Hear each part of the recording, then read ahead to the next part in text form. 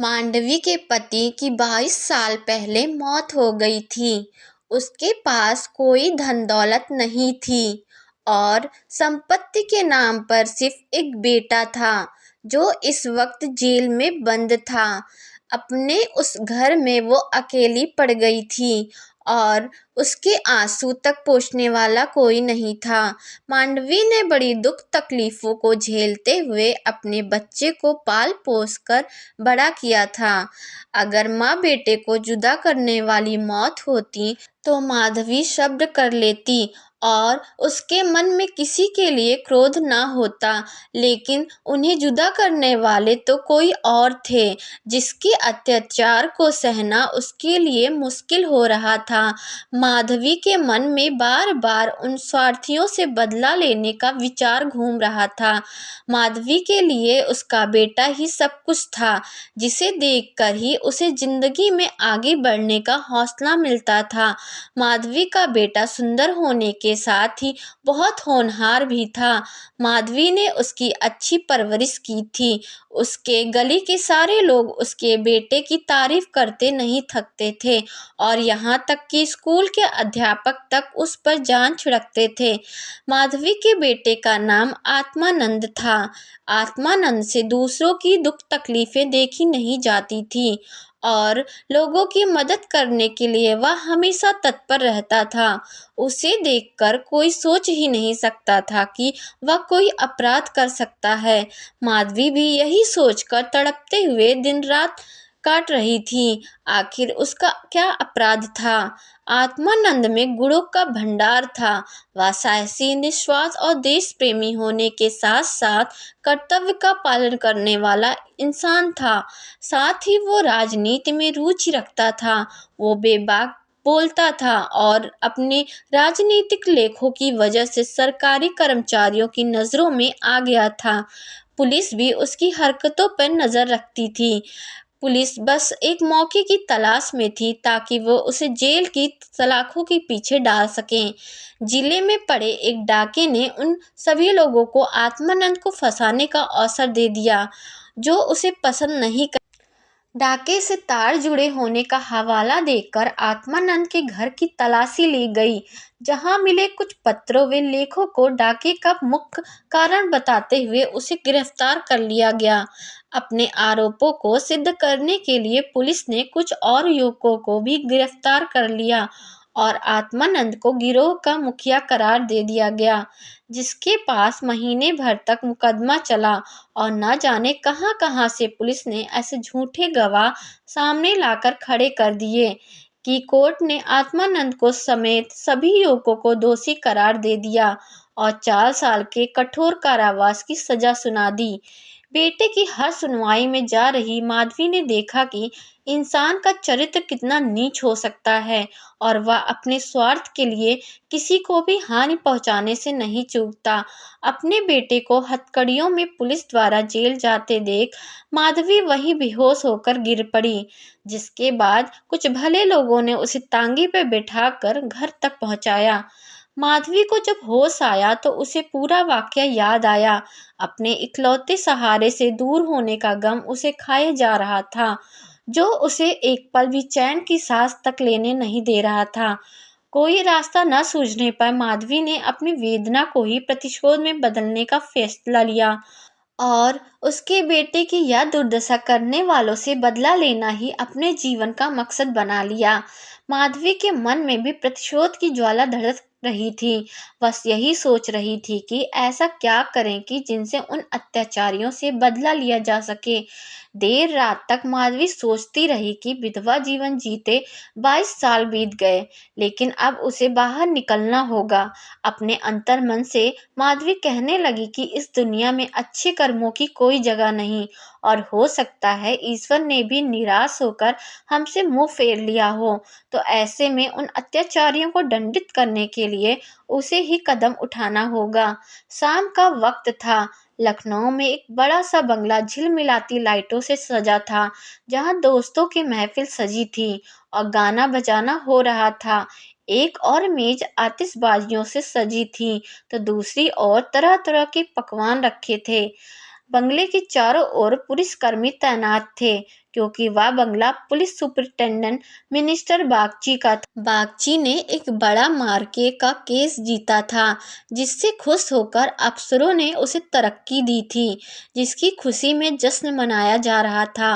मार्के का केस, जिसमें पुलिस बेगुनाह युवकों को झूठे केस में फंसाकर जेल में भर देती थी। यहाँ आए दिन उत्सव होते ही रहते थे। महफिल में रौनक बढ़ाने के लिए मुफ्त में गाने बजाने वाले, आतिशबाजियों और आधे दामों पर मिठाइयाँ वे फल फूल उन्हें आसानी से मिल जाते थे। दौड़ धूप करने के लिए सिपाहियों की एक टुकड़ी का हर वक्त उनके घर पर तैनात रहती थी। महफिल में गाने बजाने का कार्यक्रम समाप्त होने के बाद मेहमान अब भोजन करने लगे थे। दुकान से दावत का सामान ढोने वाले मजदूर उन्हें कोसते हुए वहां से चले गए थे। बस बाकी बचे मजदूरों के साथ एक बूढ़ी औरत वहां काम कर रही थी। वो बूढ़ी औरत चेहरे पे हल्की मुस्कान लिए अपने काम में मग्न थी। वह महिला और कोई नहीं बल्कि माधवी थी, जो बदला लेने के लिए मजदूर बनकर काम कर रही थी। महफिल खत्म होते होते सभी मेहमान जा चुके थे। इक्के दुक्के मजदूर बचा हुआ खाना समेट रहे थे। माधवी एक कोने में चुपचाप बैठी हुई एकटक सभी को देखे जा रही थी।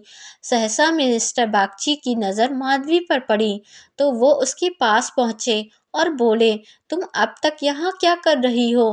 कुछ खाने के लिए मिला या नहीं? माधवी ने नज़र उठाकर बागची को देखकर कहा, साहब खाना तो मिल गया है, लेकिन मेरे पास जाने के लिए कोई जगह नहीं है। अगर आपको ऐतराज ना हो तो मुझे यहीं कोने में पड़ी रहने दीजिए।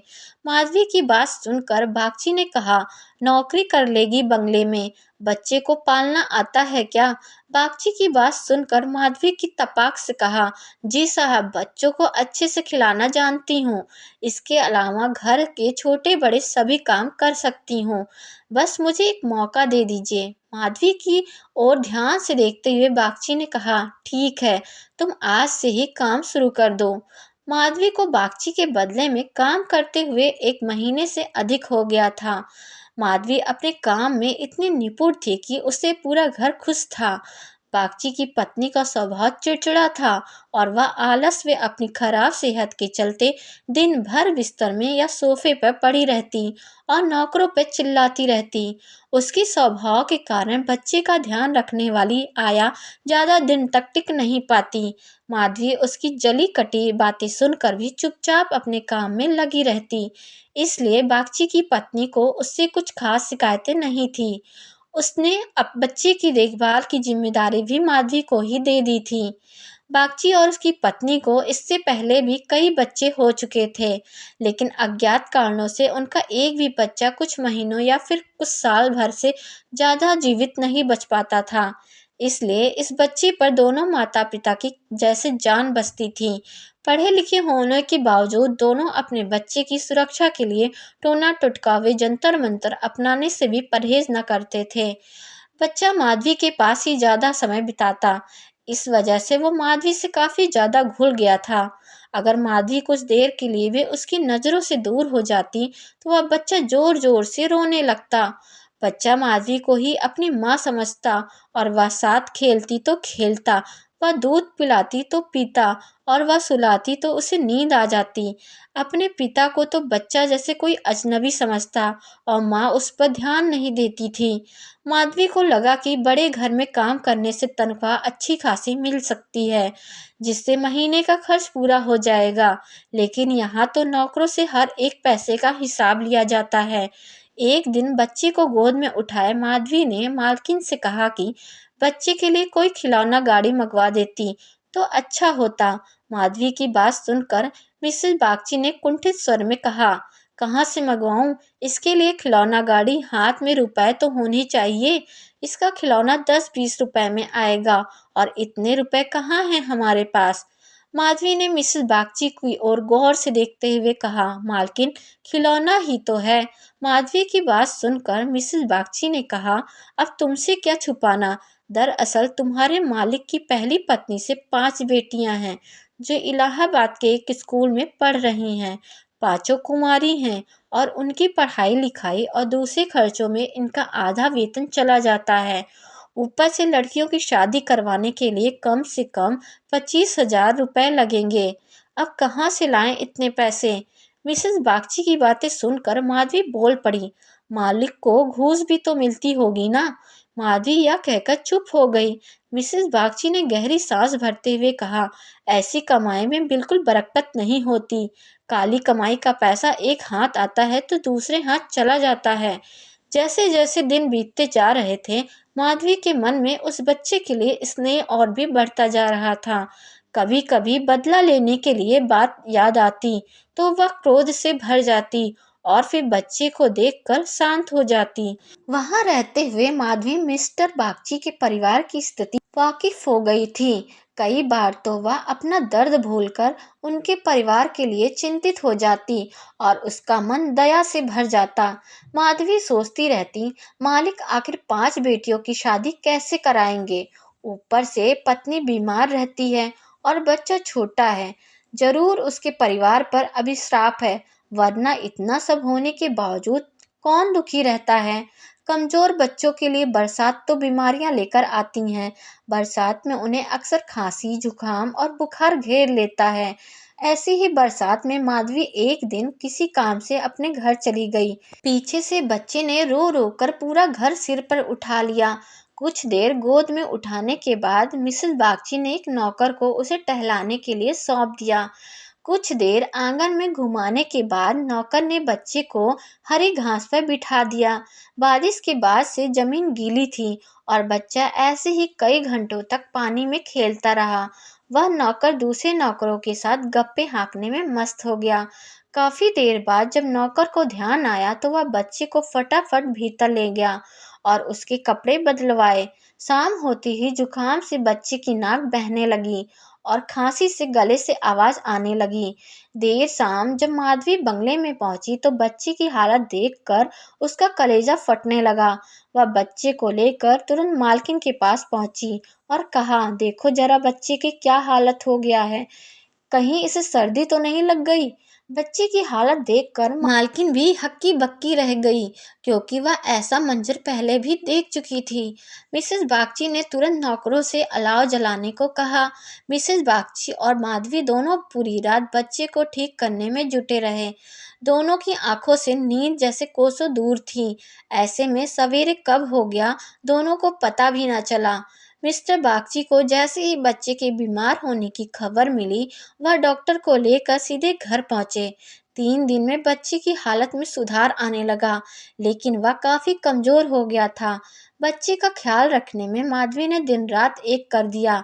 यह वही माधवी थी जो परिवार का सर्वनाश करने का संकल्प लिए उस घर में आई थी और आज उसी घर के चिराग की सलामती के लिए दिन में हजारों बार ईश्वर से दुआएं मांग रही थी। शायद माधवी की दुआओं का ही असर था कि बच्चे की सेहत में धीरे धीरे सुधार होने लगा। एक सुबह मिस्टर बागची बच्चे के झूले के पास बैठे हुए थे और मालकिन सिर दर्द के कारण चारपाई पे पसरी हुई थी। माधवी के पास में ही बैठे बच्चे के दूध गर्म कर रही थी। माधवी की ओर देखते हुए मिस्टर बागची ने कहा, हम जब तक जिएंगे तुम्हारे एहसान के दले तबे रहेंगे। या तुम ही हो जो मेरे बच्चे को मौत के मुंह से खींच लाई, वरना हम तो उम्मीद ही हारने लगे थे। इतने में मिसेस बागची भी उठकर पास आ गई और माधवी से कहा, तुम एक देवी बनकर हमारे जीवन के कष्ट हरने के लिए आई हो। आज अगर तुम ना होती तो पता नहीं क्या अनर्थ हो जाता। मेरी तुमसे एक विनती है, वैसे तो जीना बनना सब ऊपर वाले के हाथ में है, लेकिन तुम्हारे हाथ में जरूर संजीवनी है। मेरी तो किस्मत ही अभागी है, पर हो सकता है तुम्हारे पुण्यों से मेरे बच्चे की जान बच जाए। माधवी चुपचाप मिसेस बागची की बातें सुन रही थी। मिसेस बागची रुआसी आवाज में कहने लगी, सच कहती हूँ, अब तो बच्चे को गोद में उठाने तक से मुझे डर लगता है। तुम इसे आज से अपना ही बच्चा समझो और इसकी माँ बन जाओ। इसे भी तुमसे बहुत लगाव है। तुम इसे अपने साथ अपने घर ले जाओ और वहीं इसकी परवरिश करो। जब तक यह तुम्हारी गोद में रहेगा हमें चिंता ना होगी। मिसेस बागची की बात सुनकर माधवी ने कहा, मालकिन क्यों ऐसे बुरे विचार मन में ला रही हो? बच्चे की हालत में सुधार हो रहा है और देखना, भगवान की इच्छा से सब कुशल मंगल होगा। इतने में मिस्टर बागची बोल पड़े, नहीं बूढ़ी माँ, मेरा दिमाग भले ही इन बातों को ढकोसला करार देता हो, लेकिन मन का एक कोना इस विश्वास पर करना चाहता है, मेरी अपनी माँ ने मुझे पैदा होते ही एक धोबिन को बेच दिया था, क्योंकि मुझसे पहले मेरे 3 बड़े भाइयों की मौत हो चुकी थी। इसलिए मेरी जान बचाने के लिए उन्हें जो उचित लगा उन्होंने किया। अब बारी हमारी है और हमसे जो बन पड़ेगा हम करेंगे। तुम इसे आज से अपना ही बेटा मानो और इसे साथ ले जाओ। हमें जब भी इससे मिलने का मन होगा हम चले आएंगे और खर्च की चिंता मत करना। इसकी पूरी परवरिश का खर्चा हम समय समय पर तुम्हें भेजते रहेंगे। मिस्टर बागची ने कहा, मैं जिस पेशे में हूँ मुझे ना चाहते हुए भी कई कुकर्म करने पड़ते हैं। झूठी शहादतें बनाकर निर्दोषों को फंसाना पड़ता है। उनकी और उनके परिवारों की न जाने कितनी बददुआएं मेरे सिर पर हैं। मैं जानता हूँ कि बुराई का फल कभी अच्छा नहीं हो सकता, लेकिन मैं लोभ में आ ही जाता हूँ। अगर मैं ये सब ना करूँ तो नालायक करार देकर निकाल दिया जाऊंगा। अंग्रेजों को जहाँ 100 खून भी माफ होते हैं, लेकिन हम हिंदुस्तानियों की एक गलती भी हमें भारी पड़ सकती है। इसलिए मेरी विनती है कि हमारे बेटे को स्वीकार कर लो। माधवी को भी उस बच्चे से बेहद लगाव था, इसलिए वह खुशी खुशी मान गई। गदगद होते हुए माधवी ने कहा, आप दोनों की अगर यही इच्छा है तो मैं अपने बच्चे को अपनाने के लिए तैयार हूँ। मुझसे जो बन पड़ेगा मैं करूँगी। मेरी भगवान से बस यही दुआ है कि हमारे बच्चे को भी अमर करें। बड़ी देर से बच्चा आराम से झूले में सो रहा था। चादर से उसका मुंह ढका हुआ था।